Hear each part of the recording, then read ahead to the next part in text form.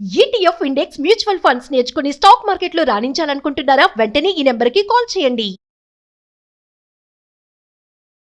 నమస్తే రమగారు. నమస్తే జయ. రమగారు, మనం దెయ్యాలు, భూతాలు, రాక్షసులు ఇలాంటి కథలు చెప్పుకుంటూ ఉంటాం. అవును. ఏదైనా ఒక దెయ్యం కథ చెప్పండి అండి. హెల్ప్ చేసే దయ్యం చెప్పనా? ఓకే. అలాంటివి మంచి ఉంటాయి. ఓహో, మంచి దయ్యం, వింత దయ్యం కదా. ఒక ఊళ్ళోనట రంగమ్మ రంగయ్య అని భార్యాభర్త ఉండేవాళ్ళు. చిన్నవాళ్లే, ఏదో చిన్న పనులు చేసుకునేవాళ్ళు. అయితే సొంత ఇల్లు లేదు వాళ్ళకి, ఏదో కష్టపడేవాళ్ళు. సొంత ఇల్లుగా వచ్చాక పిల్లలు కలిగితే బాగుంటుంది, పిల్లలు కలిగే నాటికి ఇల్లు కొనుక్కోవటమో కట్టుకోవటమో చేయాలని అట్లా ఆలోచించేవాళ్ళు. మెల్లిగా రూపాయి రూపాయి రూపాయి కూడబెట్టి, పిల్లలు లేకపోతే ఖర్చు ఉండదు చూడు, ఆ రోజైనా ఈ రోజైనాను ఎప్పుడు అంతే. అవును. అయితే వీళ్ళు రూపాయి రూపాయి జోడిచ్చారు. అటట మెల్లిగా కొంచెం డబ్బు కూడిన తర్వాత వాళ్ళ ఊర్లో కొద్దిగా ఊరికి పెడగా కొంచెం ఊరికొస అనుకో ఒక పాడుపడిన ఇల్లు ఒకటి అమ్మకానికి ఉండేది. ఏముందిలే, మనం వెళ్ళి ఉండి 2 గొడ్లు పెట్టుకుని 4 ఒక కోళ్ళు కొకరాయలు పెంచుకుంటే మేకలు 2 మేకలు 2 కోళ్ళు 2 గొడ్లు సందడి వచ్చేస్తుంది. ఇట ఆలోచించి ఏం చేశారు, పాడుపడిపోయిన ఇల్లు కొనుక్కున్నారు. కొనుక్కొని చుట్టుపక్కల వాళ్ళ సహాయంతో ఇల్లు చక్కగా బాగు చేసుకున్నారు.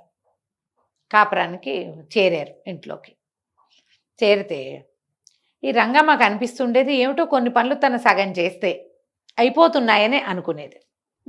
నేను సగమే చేసా, అక్కడ పెట్టా అని. ఒకసారి ఆవిడ బాగా అబ్జర్వేషన్కి వచ్చింది ఏంటంటే, ఒకనాడు ఏం చేసింది, గొడ్లను పెట్టుకున్నారుగా, 4 గేదెలు చేరినాయి, 4 మేకలు ఉన్నాయి, కోళ్ళు కూడా తిరుగుతున్నాయి అటు ఇటు. ఈ గేదెలు ఉండేసరికల్లా వెన్న వస్తుంది. అవును. పాలు కాచి ఏదో ఒక సేరుపాలు మనం కాచుకున్నా, పాలు బయటకు అమ్ముకున్నా అవును, వెన్న వస్తుందిగా. ఈ మజ్జిగ చేసింది చేయటానికి ఏం చేసింది, మీగడంతా తీసి దుత్తలు వేసుకుని చిలికింది. చిలుకుతుంటే ఎవరో కేకేశారు. మజ్జిగ మీగడలో కవ్వం పెట్టడం జ్ఞాపకం ఉంది, చిలుకుతూ ఉండగానే పిలిచారని కూడా గుర్తుంది. ఈ లోపల ఎవరో కేకేశారు. వాకిట్లో ఏదో తగాదా అవుతుందో ఏదో చూద్దామని మజ్జిగకి గిన్నెను మీగడ దుత్తాను కవ్వము వదిలిపెట్టి రంగమ్మ లేచి బయటికి వెళ్ళింది. చాలాసేపటికి లోపలికి వచ్చింది. ఏం చేస్తోందో మర్చిపోయింది. మామూలుగా మనం కూడా చేతిలో పని వదిలిపెడితే ఏం చేస్తామని ఆలోచిస్తామా? కాస్త అటు ఇటు చూస్తే ఏం కనపడింది, మజ్జిగ కుండకేమో మూత పెట్టుంది, వెన్నకేమో వెన్న కోసం చిన్న దుత్త ఒకటి పెట్టుకుంది. మజ్జిగది ఇట్ట ఇట్ట ఉంటుంది, కాస్త కుండగా ఉంది. పక్కన ఇంత దుత్త లాంటిది ఒకటి ఉంది, కొద్దిగా పొట్టిది. వెన్న అందులో పెట్టుంది. నేనేం చేశాను, వెన్న తీసానా, చేతులు చూసుకుంటే జిడ్డుగా లేవు. వెన్న తీస్తే చేతులు జిడ్డవా? ఊళ్ళల్లో ఏం చేసేవాళ్ళు అంటే, ఇప్పట్లాగా మన ఓసీడీలు అప్పుడు ఉండేవి కాదుగా.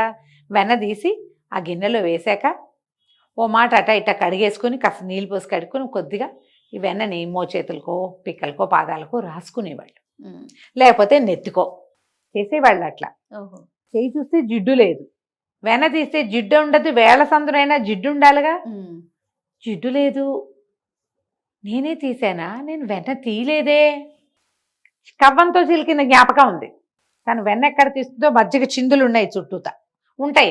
వెన్న తీసే చోట వాసన కూడా వేరేగా ఉంటుంది కదా, అది ఉంది. కానీ వెన్న తీసిన జ్ఞాపకం లేదు, చేతులు జిడ్డు లేవు, వెన్న మాత్రం దుత్తలో పెట్టింది. సాయంత్రం మొగుడు రాగానే చెప్పింది, ఏమయ్యో నేను వెన్న తీయలేదు, నేను వచ్చేసరికి తీసి పెట్టిందంటే పక్క నవ్వాడు మొగుడు. ఇంకా నయ్యం, ఎవరో తీసి పెట్టారన్నావు కాదు, మతిమరుపు దానివి అవుతున్నావు, ఇట్లాంటి మాటలు మాట్లాడబాక, ఎవరైనా వింటే ఏమనుకుంటారు, ఇంకా నయం లే, తీసేసి ఉంటావు నువ్వు, అసలు ఆ చేత్తో ఆ పని చేస్తావు, నీ సంగతి నాకు తెలీదు. ఆవిడ అమ్మాయి ఏ చేత్తో ఆ పని చేసేసే రకం.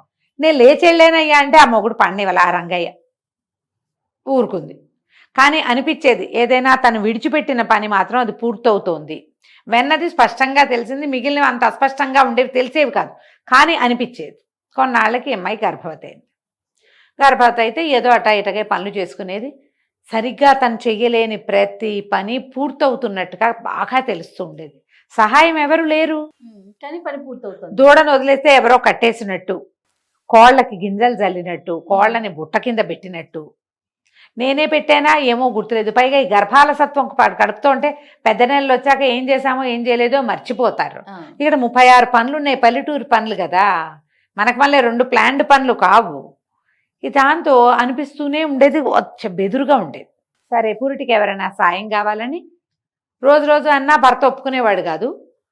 సాయం కావాలి మనిషి. ఎవరు కావాలంటే వీళ్ళకి ఈ ఊరికి 2 ఊళ్ళ అవతల వాళ్ళ అమ్మ ఉండేది. అమ్మకి ఉత్తరం రాయించి ఇచ్చారు, పురుటికి సహాయం రమ్మని. వస్తుంది ఇవాళ వస్తుంది రేపు వస్తుంది అని చూశారు. ఇక రేపు నిప్పులు వస్తాయనగా ముందు రోజు సాయంత్రం వాళ్ళ అమ్మ వచ్చింది, వెంకమ్మ అమ్మ వచ్చింది. బాగానే ఉంది. తెల్లవారేసరికి పురుటి నిప్పులు వచ్చాయి, పిల్లవాడు పుట్టాడు. మరి అమ్మాయి ఎక్కడ పనులు అక్కడ వదిలిపెట్టి వచ్చానే, మళ్ళా వస్తాను, పురుడు వచ్చేసింది కాబట్టి పిల్లవాడిని నువ్వు కాస్త చూసుకోగలుగుతావు, మీ ఆయన సహాయం చేస్తాడులే అని వెంకమ్మ వెళ్ళిపోయింది. పురుటాలను సర్దింది, చంటి పిల్లాన్ని సర్దేసింది, కావలసినవన్నీ పెట్టింది, ఈ కారాలు అవి ఏవో కొట్టింది. తింటారు కదా కొంచెం కాస్త ఒంటి పళ్ళు అవి. వెళ్ళిన వెంకమ్మ మర్నాడు మధ్యాహ్నానికి వచ్చేసరికి ఆశ్చర్యపోయారు. అదేమిటమ్మా మళ్ళీ వచ్చావు అని అడిగింది. ఈవిడ లోపలికి వస్తూనే ఈ అమ్మాయి అడుగుతుంటేనే, అమ్మాయి ఏమనుకోకే, పురిటికి రమ్మన్నారు కానీ రాలేపోయాను, బాగా కాయిలా పడ్డా, కిందటి నెల 2 రోజుల నుంచి కొంచెం లేవగలుగుతున్నా, ఎటగు లేచా కదా, ఎవరిదో మన ఊరు వాళ్ళ బండి ఇటు వస్తుంటే ఆ బండి ఎక్కి ఇదిగో వీధి మొగదల్లోనే దిగాను, నడిచి రాగలిగే సత్తా లేకపోయింది, ఏమనుకోబాక అంటోంది తల్లి. నిన్నే కదా వెళ్ళావు, ఇవాళ ఎందుకు వచ్చావు అని అడుగుతోంది కూతురు.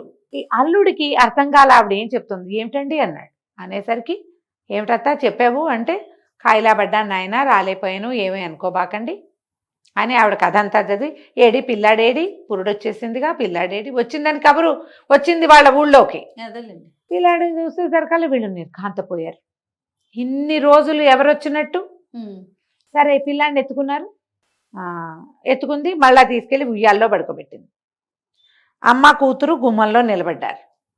గుమ్మంలో నిలబడితే, అది కాదమ్మా ఇక్కడ ఏం జరిగిందో తెలుసా, 4 రోజులు నువ్వు మాతోటే ఉన్నావు, అదిగో రోట్లో పాచడి నూరేవు, ఈ రోట్లో పొడి చేసావు, వేపావు అని చెప్పింది అని కథ అంతా చెప్తోంది. ఇంతలో పిల్లాడికి ఉమ్మన్నాడు.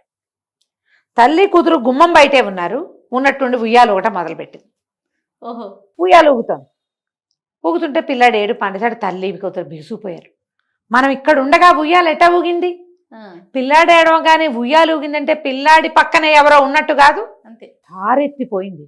ఒక్కంగలో వెంకమ్మ రంగమ్మ ఇద్దరు ఉయ్యాల దగ్గరికి పడ్డారు. పిల్లాడిని ఎత్తుకుని అమ్మో అని బయటకు వచ్చేశారు. నిద్రపోతున్నాడు పిల్లాడు. ఒకసారి నిద్రలో కదిలికెవ్వమన్నాడు, ఉయ్యాలు ఊపేసరికి నిద్ర పట్టేసింది బడికి. ఇద్దరు గజగజ వణుకుతూ పంచలో నుంచునున్నారు. ఈ కథ అంతా వినేసరికి మరి వెంకమ్మ గారు భర్త అయితే నమ్మేవాడు కాదు, ఇప్పటికి చాలాసార్లు జరిగింది. అవునవును, చాలాసార్లు అయింది. ఆ అమ్మాయి చెప్పినా రంగమ్మ చెప్పినా అతను నమ్మల. ఇప్పుడు అత్తగారు మొన్న నిన్న వెళ్ళి ఇవాళ రావడం, నేను ఇవాళే వస్తున్నానంటాం, ఇక నమ్మాల్సి వచ్చింది. పైగా అతను గుమ్మాలకి ఎదురుగుండా నుంచునుండగానే చూశాడు ఉయ్యాలు ఊగటం. సరే ఎవరినైనా భూత వైద్యుడిని తెస్తానంటే తల్లి పిల్ల ఇంకా లోపలికి వెళ్ళాల, పిల్లాన్ని ఎత్తుకుని వాకిటోనే నుంచునున్నారు. భూత వైద్యుడిని పిలిచారు. ఆయన లోపలికి వచ్చి చూశాడు ఇల్లంతా. పాత ఇల్లు కదా, ఇక్కడ ఆశ్రయించుకుని ఉంది, ఏం జరిగిందో చెప్పండి అన్నాడు. ఈ రంగమ్మ లిస్ట్ అంతా చెప్పింది. వాళ్ళు ఆ పని చేస్తుంటే ఆ పని అయిపోయింది, ఈ పని మానితే ఈ పని అయిపోయింది అనగానే భూత వైద్యుడు అన్నాడు, ఇదేదో సహాయకారి దయ్యం, ఓహో, భయపడద్దు, మీకు ఏమీ అవ్వదు, గాలి చేస్తే ఇది మీకు ఇబ్బంది లేదు, మిమ్మల్ని ఏమి ఇబ్బంది పెట్టట్లా, పురుట్లో సహాయం చేసింది తల్లిలాగా అంటే ఏమనుకోవాలి, కాబట్టి మీరు కంగారు పడకుండా ఉండండి అన్నాడు. కానీ రోజు రోజు ఇక్కడ దయ్యం ఉంది అన్న ఊహతోటి భయం, అక్కడ ఉండలేక ఆ రంగమ్మ రోజు ఏడ్చేది, భయపడేది, నిద్రలో ఉలిక్కిపడేది, అమ్మో నా పిల్లాడో అని పిల్లాన్ని కావలించుకునేది. 10 రోజులు గడిచేసరికల్లా అతనికి ఇక విసుగు పుట్టింది.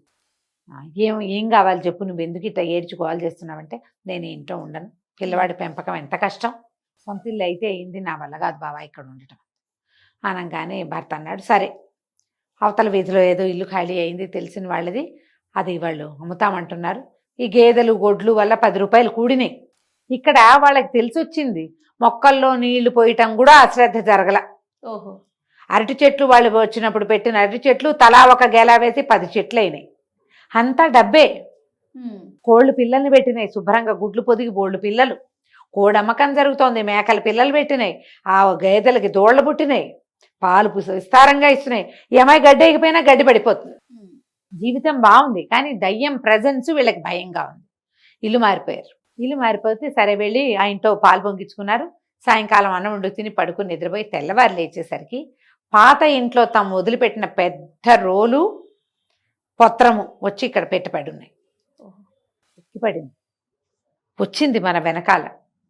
ఎంత బాధేసిందంటే, ఇంత రోలు నేను ఎత్తుకురాలేక వదిలిపెట్టేస్తే నాకు రోజు రోలు కావాలని తెలిసింది కదా, దానికి తల్లికి తెలుసుకున్నట్టు వచ్చి తీసుకొచ్చి పెట్టిందే.